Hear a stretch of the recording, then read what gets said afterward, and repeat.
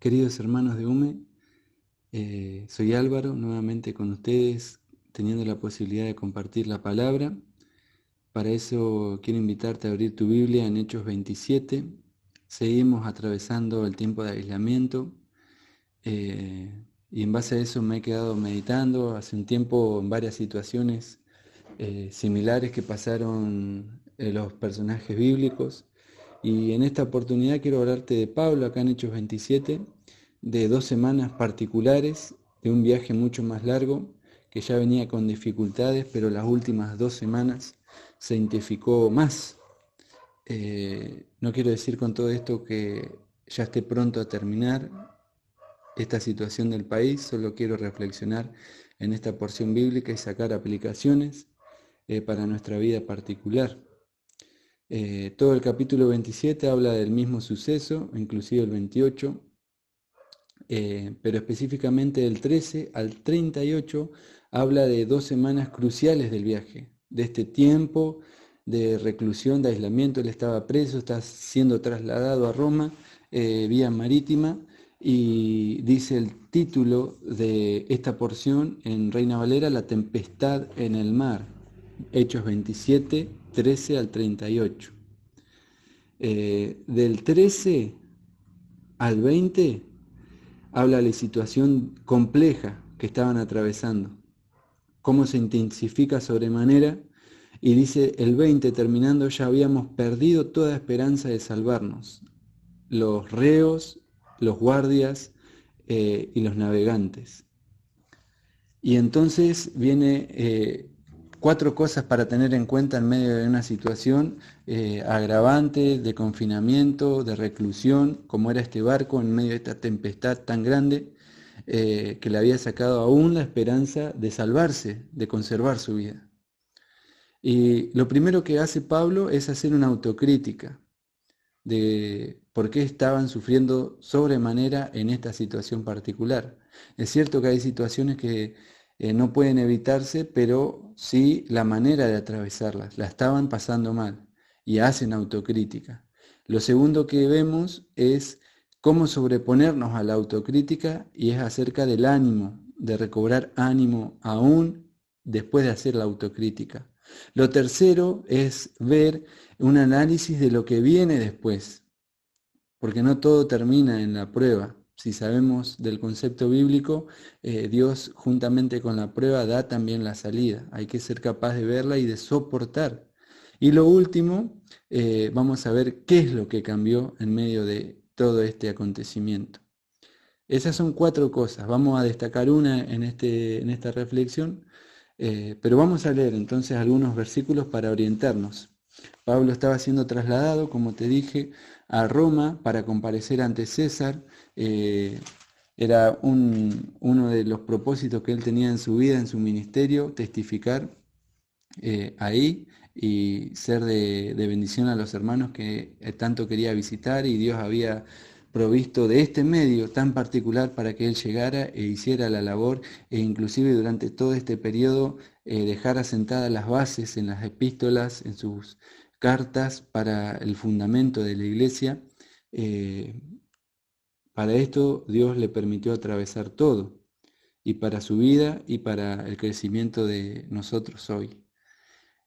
Como te dije, el 20 dice: y no apareciendo ni sol ni estrellas por muchos días, acosados por una tempestad no pequeña, ya habíamos perdido toda esperanza de salvarnos. Y de acá en adelante ya venía brava la situación, y de acá en adelante 14 días más.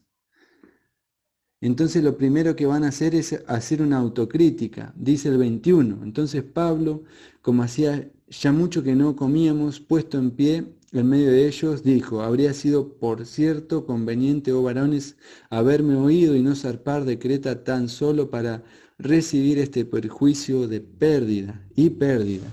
Esta es la autocrítica. Él había advertido ya en el capítulo 27 también, versículos 10, varones, dice Pablo, veo que la navegación va a ser con perjuicio y mucha pérdida, no solo del cargamento y de la nave, sino también de nuestras personas.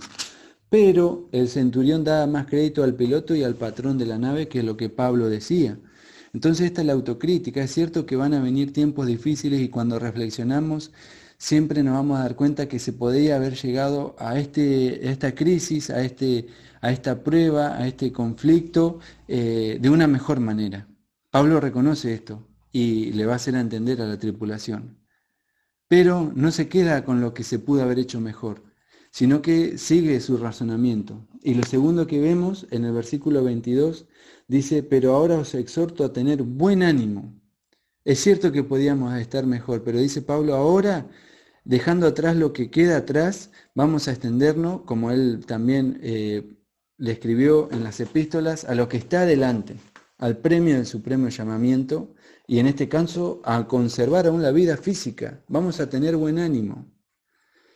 Y lo que sigue después de esto en el análisis, para que vos lo leas, también lo reflexiones, es lo que se viene después. Pablo va a tener una revelación, dice, el ángel de Dios, de quien soy y a quien sirvo, verso 24, me dijo, Pablo, no temas, es necesario que comparezcas hasta el César, y aquí Dios te ha concedido todos los que están contigo. Así que, por tanto, varones, 25, tened buen ánimo, porque yo confío en Dios, que será así como se me ha dicho. Así que lo tercero era analizar lo que venía por delante, por medio del compromiso de la palabra, de la revelación de Dios. Si bien estaban pasando un momento duro que iban a sufrir consecuencias porque el pasaje no termina ahí, vamos a ver del versículo 27 al 38 que la situación continuó. Pero vamos a ver al finalizar este audio cómo termina esta situación. Y de estos 4 puntos al que quiero hacer énfasis en este mensaje, que quiero compartir con ustedes en esta reflexión, es en el segundo, el que vimos en el versículo 22. Dice, os exhorto a tener buen ánimo. La manera de atravesar una prueba y llegar con la carga hasta la salida, aún sabiendo que no llegamos de la mejor manera, como Pablo les dijo, yo ya les había advertido y no me quisieron escuchar, aún así os exhorto a tener buen ánimo. Y quiero hablar del ánimo, querido hermano, en esta reflexión. Y para eso, si querés tomar nota o si querés acompañarme mientras escuchás el audio, te invito a que vayamos a Deuteronomio capítulo 31, versículo 6, para reflexionar sobre el ánimo. 31, versículo 6 dice, esforzaos y cobrad ánimo, no temáis ni tengáis miedo, porque Jehová, tu Dios, es el que va contigo. No te dejará ni te desamparará. Pablo decía, yo he tenido revelación del Dios, de quien soy y a quien sirvo. Y este mismo Dios nos exhorta a tener ánimo, buen ánimo, y a esforzarnos porque Él no nos dejará y no nos desamparará porque va a ir con nosotros. Proverbios 18, 14. Proverbios 18, 14. Hablando del ánimo, fíjense la capacidad que tiene el ánimo aún sobre el cuerpo, sobre la vida humana, el ánimo del Espíritu, el ánimo del Señor. El ánimo del hombre soportará su enfermedad. Más, ¿quién soportará el ánimo angustiado? Ahí vemos una antítesis de lo importante que es estar animado en el Señor, que tiene la capacidad de aún sobrellevar la enfermedad, de soportar, no dice de curar, sino de soportar. Pero el ánimo abatido, ¿quién podrá soportarlo? Dispongámonos a tener buen ánimo, a confiar en el Señor y no abatir nuestro ánimo por medio de las circunstancias. El Nuevo Testamento también nos va a hablar del ánimo y nos va a llevar a una reflexión. Primero a cobrar, a mirar que Él está con nosotros, a la capacidad, vemos en estos 2 primeros versículos que tiene el ánimo aún de soportar la enfermedad, el dolor físico. Y Santiago nos va a hablar de otras características para tener en cuenta el ánimo. El Antiguo Testamento nos da mención de cobrar ánimo en el Señor porque Él está y de las bondades de tener un buen ánimo, que son hasta soportar las enfermedades del cuerpo. Pero Santiago nos va a dar una advertencia de cómo debemos tratar el ánimo. 1:8, versículos conocidos. El hombre de doble ánimo es inconstante en todos sus caminos, pero así como Él da la advertencia, también nos da la salida. Capítulo 4, versículo 8. Dijimos que los de doble ánimo son inconstantes, no van a poder estar bien. Pero, dice el 4:8, acercaos a Dios y Él se acercará a vosotros. Pecadores, limpiad las manos y vosotros lo de doble ánimo. Y acá está la solución, purificar vuestros corazones para solucionar esto del ánimo, de que estoy bien, de que estoy mal, de que por la mañana puedo, que por la tarde no, que por la noche menos. ¿Cómo podemos solucionar este doble ánimo que en vez de beneficiarnos y darnos sus bondades nos perjudica? Es a través de la purificación. Y para esto vamos a ver que la purificación tiene que ver con conducta y con esperanza del corazón.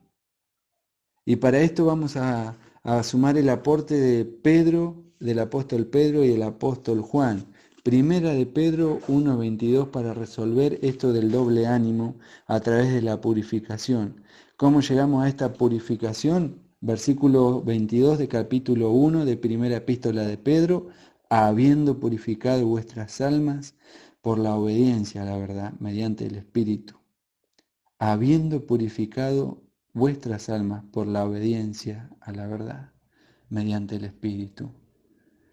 Y primera de Juan, capítulo 3, versículo 3, nos va a terminar de resolver. Pedro nos habla de una actitud, de poner por obra la palabra, de obedecer en el Espíritu lo que recibimos de la palabra.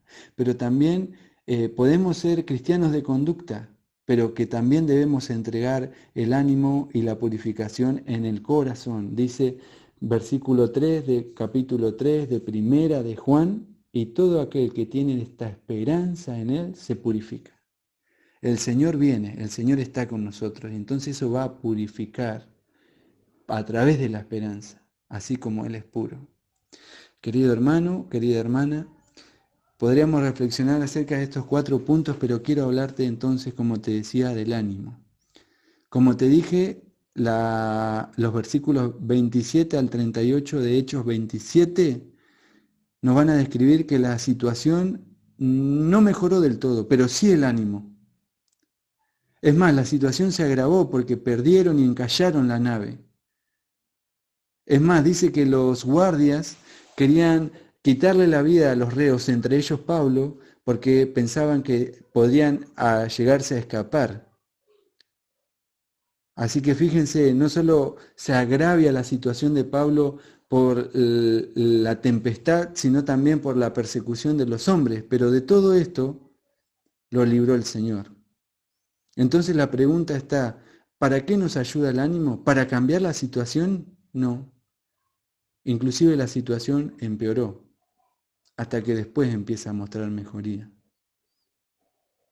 Pero lo que sí cambió fueron las personas, porque el centurión entendió, porque Pablo y todos los que con él estaban se salvaron.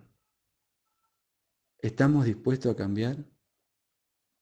Es cierto que podríamos haber evitado muchos dolores de cabeza y hoy nos damos cuenta de nuestras fallas, como Pablo se dio cuenta de las fallas y la tribulación cuando estaban en la tempestad. La autocrítica es buena, pero no debemos quedarnos ahí. Y cuando cambia el ánimo debemos saber que la situación puede seguir igual o peor. Pero como puse por título, la situación no cambió, sino que cambiaron las personas.